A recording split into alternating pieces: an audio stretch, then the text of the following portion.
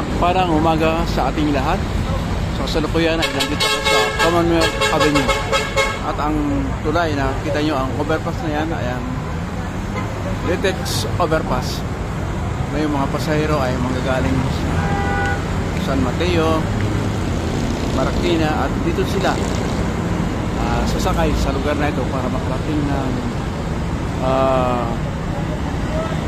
Quiapo, Quezon Ave, Baclaran, MOA. Yun, marami pang maladaanan. Santo Domingo Church.